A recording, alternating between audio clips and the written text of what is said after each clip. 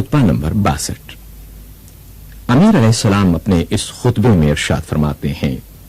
अल्लाह के बंदो, अल्लाह से डरो और मौत से पहले अपने आमाल का जखीरा फराहम कर लो और दुनिया की फानी चीजें देकर बाकी रहने वाली चीजें खरीद लो। चलने का सामान करो क्योंकि तुम्हें तेजी से ले जाया जा रहा है और मौत के लिए आमादा हो जाओ कि वो तुम्हारे सरों पर मंडला रही है। तुम्हें ऐसे लोग होना चाहिए जिन्हें पुकारा गया तो वो जाग उठे और ये जान लेने पर कि दुनिया उनका घर नहीं है, उसे आखिरत से बदल लिया हो, इसलिए कि अल्लाह ने तुम्हें बेकार पैदा नहीं किया और ना उसने तुम्हें बेकैद बंद छोड़ दिया है। मौत तुम्हारी राह में हाइल है, उसके आते ही तुम्हारे लिए जन्नत है या दोजख है। वो मुद्दते हयात जिसे हर गुजरने वाला लहजा कम कर रहा हो और हर सात उसकी इमारत को ढा रही हो, कम ही समझी जाने के लायक है। और वो मुसाफिर जिसे हर नया दिन और हर नई रात लगातार खींचे लिए जा रहे हों,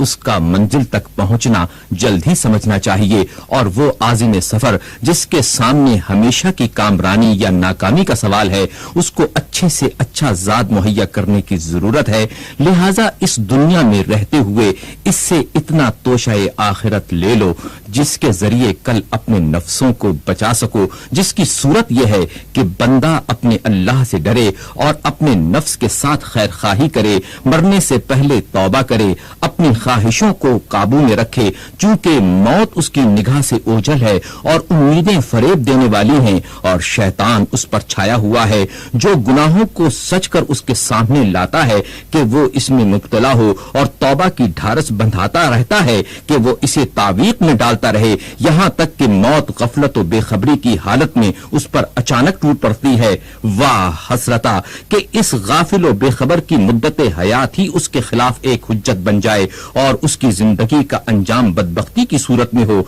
हम अल्लाह सुब्हानहू से सवाल करते हैं कि वो हमें और तुम्हें ऐसा कर दे कि दुनिया की नेमतें सरकश और मुतमर्रुद न बना सकें और किसी मंजिल पर इताअत परवरदिगार से दरमानदा व आजिज न हो और मरने के बाद न शर्मसारी उठाना पड़े और न रंज व गम सहना पड़े।